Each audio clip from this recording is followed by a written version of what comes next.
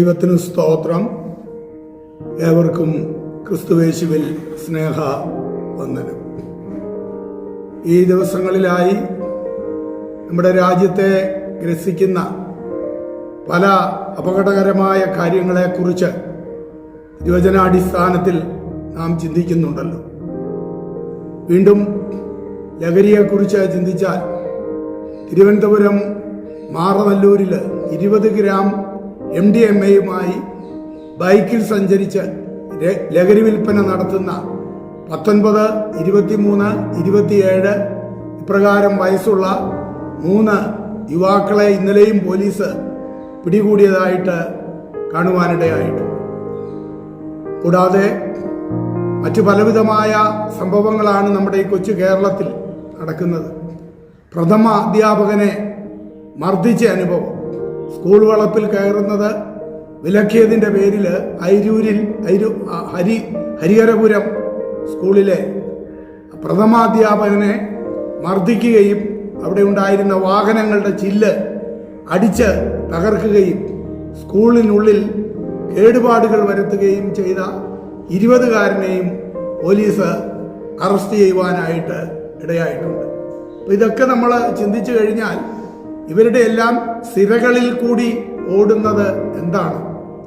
അതേപോലെ മറ്റൊരു ലഹരിയുണ്ട്, അതാണ് യുദ്ധലഹരി. കഴിഞ്ഞ 3 ദിവസത്തിനുള്ളിൽ ഗാസയിൽ കൊല്ലപ്പെട്ടത് 602 പേരാണ്. ഓർക്കണം, കഴിഞ്ഞ 1 വർഷത്തിനിടയിൽ കൊല്ലപ്പെട്ടവരുടെ ഭീമമായ ഒരു സംഖ്യയുണ്ട്. ഇടയ്ക്ക് 1 മാസത്തോളം യുദ്ധം നിന്നു. അതിനുശേഷം ഈ കഴിഞ്ഞ 2-3 ദിവസത്തിന് ഉള്ളിൽ മരണപ്പെട്ടവരുടെ എണ്ണമാണ് 602. ഇതിൽ 200 പേര് കുഞ്ഞുങ്ങളാണ്. 25 ദിവസം പ്രായമുള്ള കുഞ്ഞിനെ അല്ലെങ്കിൽ യുദ്ധ ഉപകരണങ്ങൾ അവർ നശിപ്പിച്ച ആ അവശിഷ്ടങ്ങളുടെ ഇടയിൽ നിന്ന് കണ്ടെടുക്കുവാനായിട്ട് ഇടയായിട്ടുണ്ട്. നാം ഒന്ന് ചിന്തിച്ചു കഴിഞ്ഞാൽ യഹൂദൻ ചെയ്യുന്നതെല്ലാം ശരിയെന്ന് നമുക്ക് പറയുവാനായിട്ട് സാധ്യമല്ല. വിശുദ്ധ പൗലോസ് 1 തെസ്സലോനിക്കർക്ക് എഴുതിയ ലേഖനത്തിൽ അതിൻ്റെ 2-ാം അധ്യായത്തിൻ്റെ 15-16 വാക്യങ്ങളിൽ യഹൂദർ കർത്താവായ യേശുവിനെയും സ്വന്തം പ്രവാചകന്മാരെയും കൊന്നവരും ഞങ്ങളെ ഓടിച്ചു കളഞ്ഞവരും ദൈവത്തെ പ്രസാദിപ്പിക്കാത്തവരും സകല മനുഷ്യർക്കും വിരോധികളും ജാതികൾ രക്ഷിക്കപ്പെടേണ്ടതിനായി ഞങ്ങൾ അവരോട് പ്രസംഗിക്കുന്നത് വിലക്കുന്നവരുമാകുന്നു. അങ്ങനെ അവർ തങ്ങളുടെ പാപങ്ങളെ എപ്പോഴും പൂരിപ്പിക്കുന്നു, എന്നാൽ ദൈവക്രോധം അവരുടെ മേൽ മുഴുത്തു വന്നിരിക്കുന്നു. യഹൂദനോട് ദൈവത്തിനൊരു പ്രത്യേക കരുണയുണ്ട് എന്നുള്ളത് ബൈബിളിൽ നമ്മൾ പ്രസംഗിക്കുന്ന വിഷയം തന്നെയാണ്. എന്നാൽ യഹൂദൻ കാട്ടിക്കൂട്ടുന്ന എല്ലാ അവസ്ഥകൾക്കും അത് ദൈവം കൽപ്പിച്ചിട്ടല്ല എന്നുള്ളതായ കാര്യം നാം മനസ്സിലാക്കേണ്ടതും ആവശ്യമാണ്. ഇപ്രകാരം ദൈവത്തിന് ഈ ലോകത്തെ ഏതെല്ലാം രീതിയിൽ ന്യായം വിധിക്കണം എന്നുള്ളത് ദൈവത്തിൻ്റെ പദ്ധതിയിലുണ്ട്. അത് യഹൂദന്റെ കയ്യിൽ അല്ലെങ്കിൽ ഇസ്രായേലിന്റെ കയ്യിൽ ദൈവം ഏൽപ്പിച്ചിട്ടില്ല.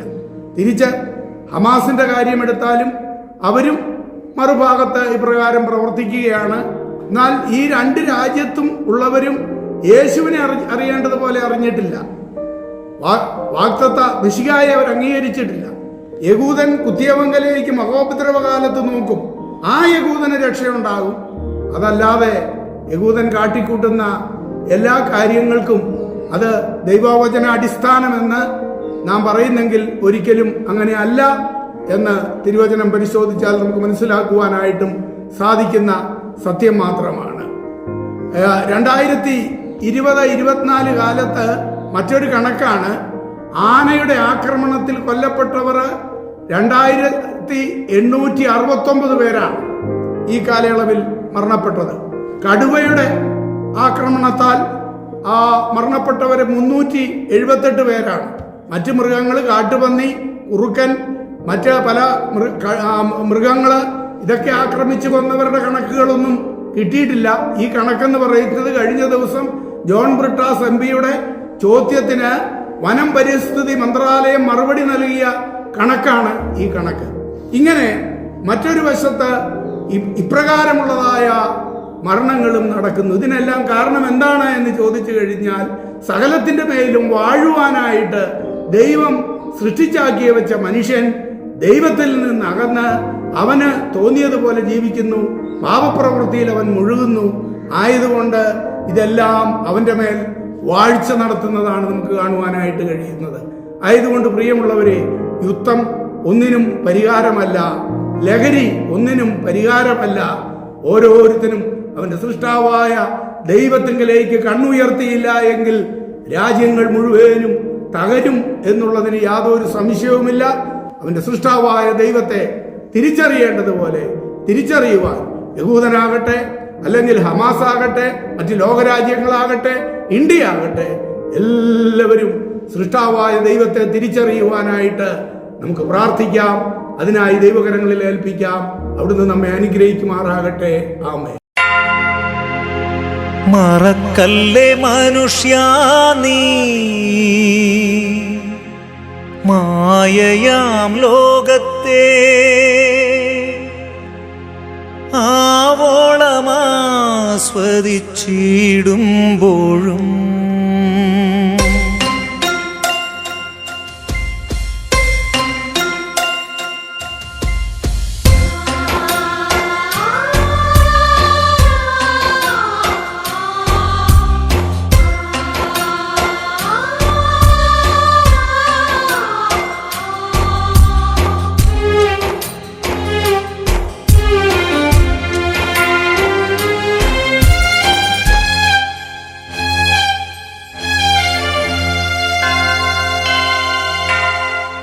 മറക്കല്ലേ മനുഷ്യാ നീ മായയാം ലോകത്തെ, ആവോളമാസ്വദിച്ചിടുമ്പോഴും നീർക്കുമിളകളാം നിമിഷസുഖങ്ങളിൽ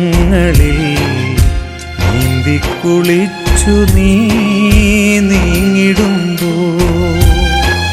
മറക്കല്ലേ മനുഷ്യാ നീ മായയാം ലോകത്തെ, ആവോളമാസ്വദിച്ചിടുമ്പോഴും നീർക്കുമിളകളാം